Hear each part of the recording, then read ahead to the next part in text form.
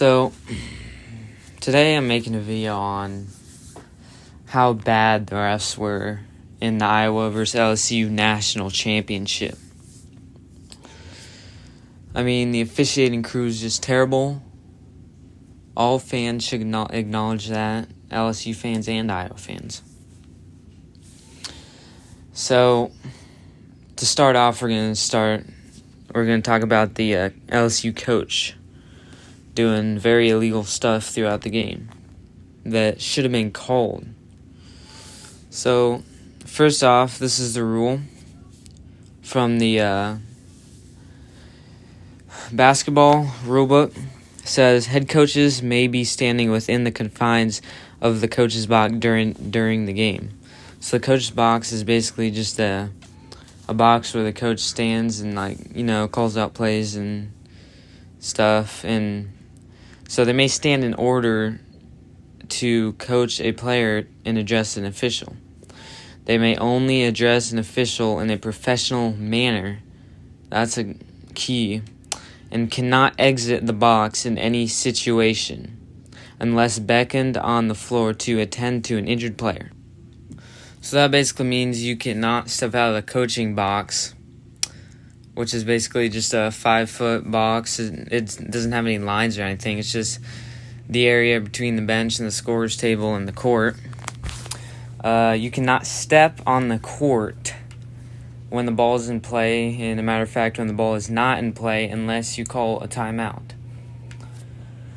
So, the problem with this is the LSU coach is, she's on the court for at least half of the game, just yelling at the players. You can see this in this image here. This is the first occasion. This is like a minute into the first quarter. She is on the court. So that means she should get a warning, right? And if you get a warning and then you do it again, you get a technical foul. That's just how the rule works. And this is the first piece of evidence. She is on the court. So she should have a warning by now. And I get refs don't make calls or get calls all the time, but seriously, she should have a warning by now. Instead of giving her a warning, they just let her do it. She's on the court again here. This is just seconds after she was on the court in the last image. And she hasn't got a warning yet. Which is, come on, refs. You have to see it. This is illegal. You cannot do it. This is against the rules. The coach should not be on the floor while the play is running. This play is live in action, and she is on the floor. You can clearly see here. That's outside of the coach's box, so she should have gotten a warning on the last one. So this one, they should blow the whistle and call it technical, right? But nope, they didn't call a warning at all on the last one. They didn't call a warning on this. They just keep letting her do it. She gets whatever she wants from those refs. She can just do this all game without any consequence. That's the problem that's starting to arise in this game. The refs aren't calling this. It's ridiculous. And, this is it's not turning the tide of the game right now, but it will. Once I show you the other images, it's going to start turning the tide of the game, and Iowa is going to get screwed over by the refs once again. So, yeah, this should be a technical foul right here. I don't have enough time to go over every single picture because there's too much evidence. But I'll just put a slideshow on all of them.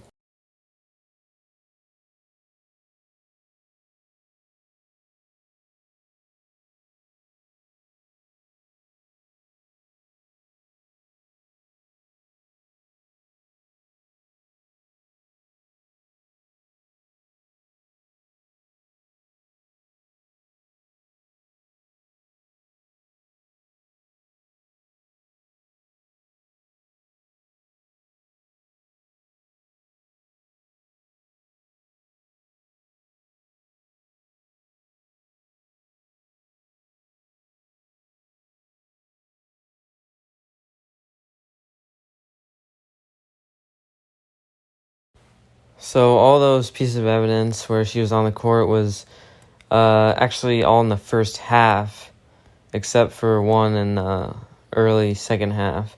And don't even get me started on the time she pushed the ref and when she was on the court and was mad about a call, which is not talking to the ref in a professional manner like the rule says.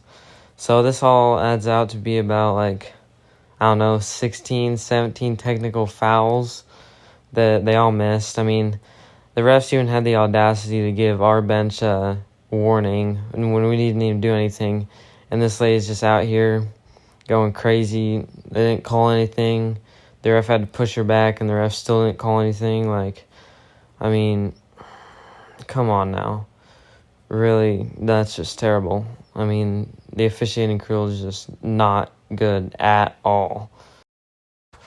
So now we're going to talk about the other thing is Angel Reese at the end of the game.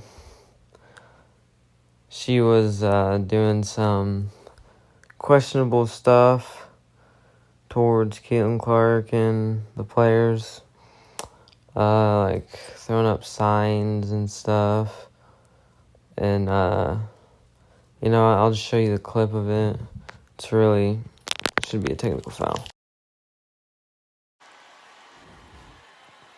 And Angel Reese knows a ring is coming.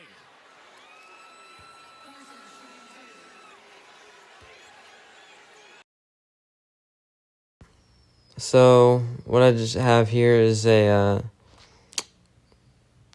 rule from a book that says a technical foul will be assessed for a physical taunt. The taunting of opponents is never permitted, and actions of this nature are to be penalized immediately. Now, after watching that video, you tell me if it was a physical taunt, because it is pretty obvious that she was going up to Caitlin Clark, doing her little stupid ring finger thing, and then doing the taunt that Caitlin did. But, this is a whole different level. I didn't even show you the clip where she was doing it over and over again for like 10 seconds. Caitlin did it after they called a timeout and she was walking towards the bench. She just did it for like half a second. But what Angel Reese is doing is way worse and on a different level than what Caitlin did. And if you watch the game, you should have known this. And I really do not know how they missed this technical foul. It's so annoying. Even if it's not in the game, even if this game's over, call it technical because the game is still going. Iowa was obviously not going to win, but the game is still going. Now, I saw one article that said, I think the title is Angel Reese is a role model, whether you like it or not. From this, taunting a player, throwing up the ring thing, it really does not seem like someone I'd want my son or daughter to emulate. That's for sure. I wouldn't let my daughter do this. But I didn't even talk about any of the other technical fouls on Caitlin Clark or whatever. I didn't talk about like all the bad calls because I wish I could, but it just take too much time for me. And one more thing I'd like to address is that Angel Reese, she doesn't even make the GPA requirements for Player of the Year. So, that's not a role model. The only way I could see it being a role model is what not to do. And,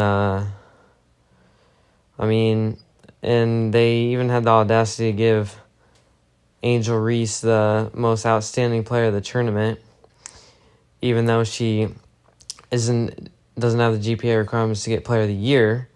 So why would she be eligible to get Player of the Tournament? Someone please answer that question. And she shouldn't even win it anyway, even if she was eligible, because Caitlin Clark put up historic numbers. She had the record for the most points. She set the record for the first 40-point triple-double in a tournament game. I believe she set the record for the most threes, and I think she was up on that high on that list of the most assists in an NCAA tournament. She had back-to-back 41-point games in the Elite Eight and Final Four. She didn't end up winning the championship, but she still dropped 30 points and 7 assists in the national championship. So, I mean, by all means, that award should have went to Caitlin Clark. But, I mean, they just decided to give it to Angel Reese because she got double-doubles. But we all know that Caitlin Clark had a way better NCAA tournament than Angel Reese did. And it sucks that I couldn't address all the calls in this video, but I made this because, I mean, this needs to be addressed. These refs need to be fired. This is the worst officiating that the NCAA women's and men's tournament has ever seen.